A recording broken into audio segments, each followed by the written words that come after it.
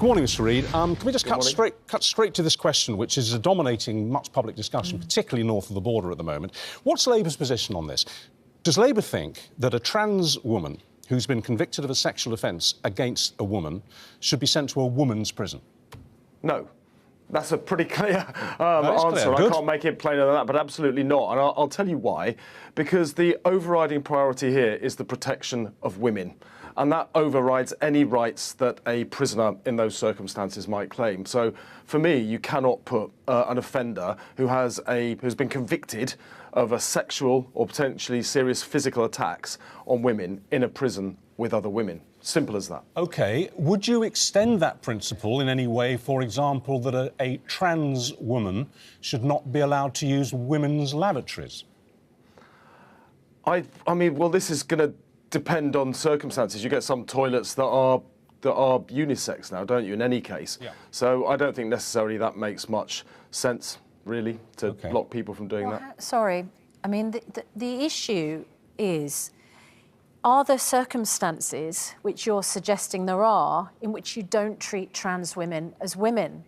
And what you've said is that when a trans woman is a prisoner, you will no longer treat that individual as a woman, because you're not going to allow them to be in a women's prison. Richard's point is, are there other circumstances in which you wouldn't treat a trans woman as a woman? Because, and this is an issue for women and for trans women and for everybody, isn't it? And it's a big issue for Labour, because Rosie Duffield, one of your MPs, is speaking out about this and says she feels completely alone in the party talking about it. Well, the issue, Susanna, is about safeguarding women from violent offenders. Now, if you've got somebody who is convicted of raping women, then they should clearly not be in a women's prison, because they have access potentially to women who they may attack.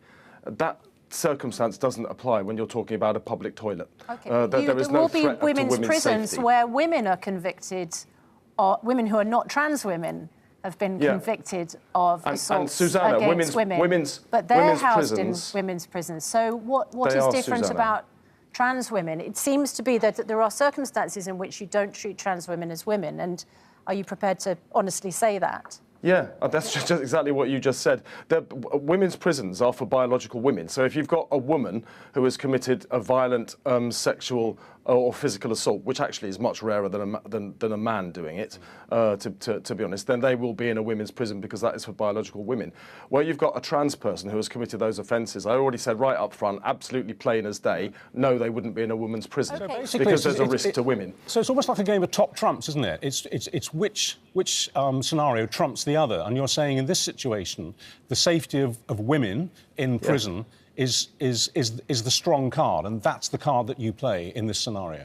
I think that's the absolutely right thing to do. The protection of women from physical or sexual assault surely would be paramount to most people. So for me, that is the most important factor that comes into play here. OK, so if a trans woman is convicted of fraud, you're saying that a women's prison is not the place for that trans woman, because women's prisons are only for biological women. Well, no, you're saying things that I haven't said. No, you just said women's prisons are for biological women. Yes, so if a trans woman is convicted of another offence, does that mean that that woman is allowed to go into a women's prison? Fraud doesn't involve a threat to women through physical violence or through sexual assault. So in those cases, it will be dealt with on a case-by-case basis by the prison managers to determine what is the safest decision to take. You wouldn't be taking that as a Justice Secretary. The area where I'm going to be absolutely clear on this is if there is a risk of physical or sexual assault on women, then that offender will not be in a women's prison. That's it. So other circumstances will be dealt with case by case. And the risk, as you see it, comes only once they have been convicted of a crime. Well, they wouldn't be in the prison otherwise, would they? Well, they might be on remand, or they might be given a fine. But if you're on remand, it's because you potentially committed a very, very serious offence, and so you'll be treated in a way that will contain you to prevent that harm being done to somebody else. But if somebody hasn't committed an offence, shouldn't be in a prison, to be fair. No, but some people commit offences and are not convicted.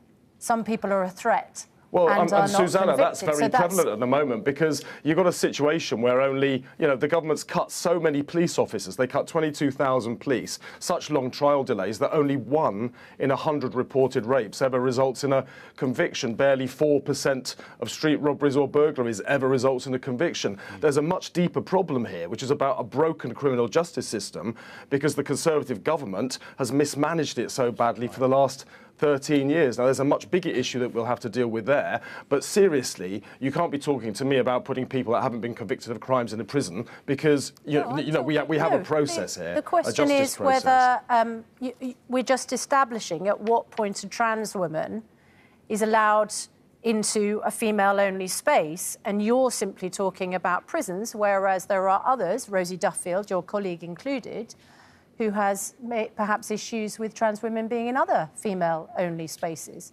But you're saying the distinction comes once somebody is convicted of a crime and needs to be going to prison. Well, no, if you want to broaden it out, there are other female-only spaces that need to be protected. So women's refuges, for instance. You're going to have a situation there where you have highly vulnerable women who have been the victims of, in many cases, horrific crimes involving domestic violence or assault. And they need to be in places where they will feel secure. You wouldn't allow trans women to use women-only You'd refuges? probably need to look at it on a case-by-case basis, because there would be some trans women who the women in a refuge would not mind being in there, and there would be some who they would object to. So you're going to have to deal with this in a way that's centred. I'll tell you what, what's difficult about this whole debate, and you've seen it in the way that the Scottish government has been behaving, the UK government has been responding to that, is they're treating trans people as a political football. And actually, these are people that have faced a lot of challenges in their lives, and we need to offer them as much sympathy and compassion as we can. Right. But that doesn't detract from the fact that there are biological facts of life, which I won't go into in detail on your show this early in the morning, that we accept and that we recognise. So we're trying to deal with people in a way that is compassionate, but for me, the overriding concern will always be the protection of women's safety. OK, you said that at the top.